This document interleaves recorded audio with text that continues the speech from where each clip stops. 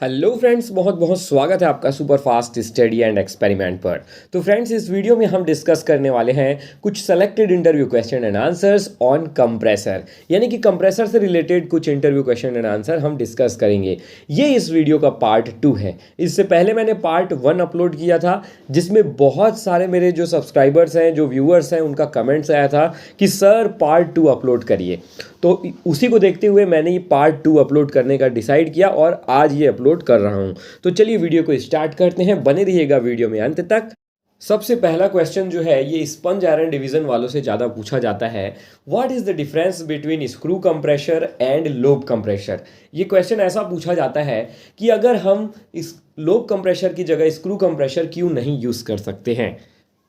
तो देखिए, सबसे पहली बात जो है, स्क्रू कंप्रेशर जो होता है वो हाई प्रेशर डिस्चार्ज देता है, जबकि लो वॉल्यूम डिस्चार्ज देता है। यानी कि स्क्रू कंप्रेशर के केस में हाई प्रेशर और लो वॉल्यूम होता है, जबकि वहीं हम बात करें लोब कंप्रेशर या फिर रूट ब्लोअर की, तो वहाँ पर हाई वॉल्यूम डिस्चार्ज होता है जबकि लो प्रेशर होता है। यानी कि प्रेशर कम होता है लेकिन वॉल्यूम जो रहता है वो ज़्यादा होता है। तो ये मेन डिफरेंस होता है स्क्रू कंप्रेशर और लोब कंप्रेशर में, और इसी की वजह से लोब कंप्रेशर की जगह स्क्रू कंप्रेशर को यूज़ नहीं किया जा सकता और स्क्रू कंप्रेशर की जगह लोब कंप्रेशर को यूज़ नहीं किया जा सकता। नेक्स्ट क्वेश्चन है, why screw compressor is called screw compressor. यानी कि स्क्रू कंप्रेशर को स्क्रू कंप्रेशर ही क्यों कहा जाता है। तो देखिए, स्क्रू कंप्रेशर में क्या होता है, दो रोटर्स होते हैं। एक होता है मेल रोटर और दूसरा होता है फीमेल रोटर। तो ये जो रोटर होते हैं, रोटर के जो ब्लेड्स होते हैं, उसका शेप कुछ इस तरह से रहता है, स्क्रू की तरह का रहता है। जैसे हम जो स्क्रू यूज़ करते हैं ना, उस स्क्रू की तरह का ही शेप रहता है उसके रोटर्स का, और इसीलिए इसे स्क्रू कंप्रेशर कहा जाता है। नेक्स्ट क्वेश्चन है, what are the advantages of screw compressor over other compressor. यानी कि स्क्रू कंप्रेशर के क्या एडवांटेजेस होते हैं अगर हम उसे कंपेयर करें और दूसरे कंप्रेशर से। Screw compressor offer high efficiency, low maintenance requirement, continuous operation and compact design. तो ये सारे जो एडवांटेजेस हैं स्क्रू कंप्रेशर के, कि उसकी इफिशियंसी हाई होती है, मेंटेनेंस की कम यहाँ पे ज़रूरत पड़ती है, साथ में इसे कंटिन्यू ऑपरेट किया जा सकता है यानी कि 24/7, और इसके साथ ही इसका जो डिज़ाइन होता है वो बहुत ही कॉम्पैक्ट होता है। नेक्स्ट क्वेश्चन है, how do lobe compressor works. यानी कि जो लोब कंप्रेशर होते हैं वो कैसे काम करते हैं, ये आपको बताना है। तो लोब कंप्रेशर क्या होता है, लोब कंप्रेशर में इस तरह के लोब्स होते हैं, है ना। तो लोब्स क्या करते हैं, दो लोब रोटेट हो रहे हैं, तो लोब्स के बीच में क्या होता है, दोनों अपोजिट डायरेक्शन में रोटेट होते हैं। लोब के बीच में क्या होता है, जो एयर आता है सक्शन के दौरान, उसे फिर ये कंप्रेस करते हैं। यानी कि कैसे कंप्रेस करते हैं, दोनों लोब के बीच का जो गैप है, जो वॉल्यूम है, वो कम होते जाता है, दोनों लोब आपस में पास आते जाते हैं और फिर उसे फिर डिस्चार्ज साइड में डिलीवर कर देते हैं इस तरह से। यानी कि कंप्रेस करके एयर को डिलीवर कर देते हैं, जिससे कि उसका वॉल्यूम जो होता है वो कम होते जाता है और प्रेशर जो है वो इंक्रीज होते जाता है, और इस तरह से लोब कंप्रेशर काम करता है। नेक्स्ट क्वेश्चन है आपका, what do you mean by FAD in compressor. यानी कि एफएडी से क्या समझते हैं आप कंप्रेशर में। तो देखिए, एफएडी का फुल फॉर्म होता है फ्री एयर डिलीवरी, और ये बताता है आपके कंप्रेसर की कैपेसिटी को। नेक्स्ट क्वेश्चन है आपका, what are the units of discharge capacity of compressor. यानी कि कंप्रेशर की जो डिस्चार्ज कैपेसिटी होती है कंप्रेस्ड एयर की, उसकी यूनिट क्या क्या होती है। तो देखिए, अलग अलग यूनिट्स होते हैं जिसमें कंप्रेशर की डिस्चार्ज कैपेसिटी को बताया जाता है। तो सबसे पहला होता है लीटर पर सेकेंड। यहाँ पर लीटर पर सेकेंड हो गया पहला यूनिट, जिसको L/S से डिनोट किया जाता है।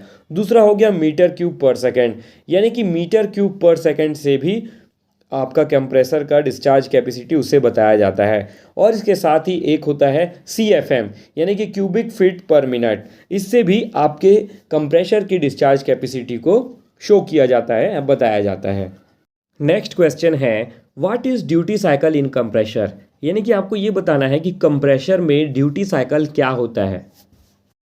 The duty cycle of a compressor refers to the ratio of the time the compressor operates compare to the total time within a given period. यानी कि किसी भी एक गिवन पीरियड में कंप्रेशर कितने देर तक ऑपरेट हो रहा है, उसे ही उसका ड्यूटी साइकिल कहा जाता है ना। और इसे एक्सप्रेस किया जाता है परसेंटेज में। एक एग्जांपल से आपको समझाता हूँ तो ज़्यादा क्लियर होगा। फॉर एग्जांपल हमारे पास एक कंप्रेसर है जो कि ऑपरेट होता है 10 मिनट के लिए हर 30 मिनट में, यानी कि 30 मिनट में वो 10 मिनट ऑपरेट होता है, जबकि 20 मिनट वो ऑपरेट नहीं होता है, यानी कि रेस्ट पे रहता है। तो उस कंप्रेसर का जो ड्यूटी साइकिल होगा वो 33.3% होगा।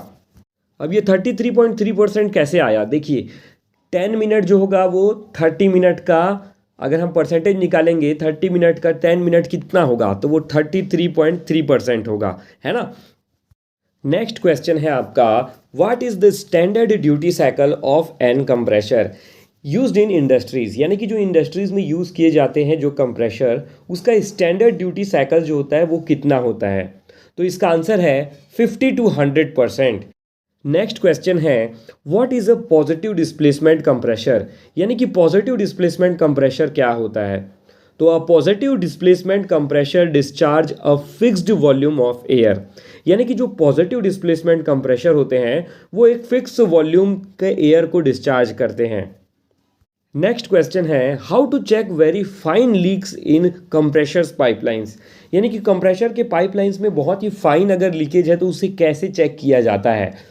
तो देखिए इसके लिए चेक करने के लिए यूज़ किया जाता है अल्ट्रासोनिक डिटेक्टर्स को। अल्ट्रासोनिक डिटेक्टर्स जो होते हैं वो एडवांस डिटेक्टर्स होते हैं जिनकी मदद से बहुत ही फाइन लीकेज को भी प्रेशराइज्ड सिस्टम्स में, पाइपलाइंस में, कंप्रेस्ड एयर के सिस्टम्स में, टैंक्स में, कहीं पर भी हो उसे चेक किया जा सकता है। तो फ्रेंड्स ये थे कुछ selected interview question and answers on compressor, और ये इसका पार्ट 2 है इस वीडियो का। अगर इसका पार्ट 1 देखना है तो आप ऊपर आई बटन पर क्लिक करके देख सकते हैं, या इस वीडियो के एंड स्क्रीन में भी मैं उस वीडियो का लिंक आपको दे दूंगा। इसके साथ ही इस वीडियो के डिस्क्रिप्शन में भी उसका लिंक मैं डाल दूंगा। तो दोस्तों उम्मीद करता हूँ ये वीडियो आपको काफ़ी ज़्यादा पसंद आई होगी। अगर 1% भी ये वीडियो आपको हेल्पफुल लगी हो तो प्लीज़ इस वीडियो को लाइक कर दीजिएगा, चैनल को सब्सक्राइब कर दीजिएगा। फिर से मिलेंगे नेक्स्ट वीडियो में, तब तक के लिए अलविदा।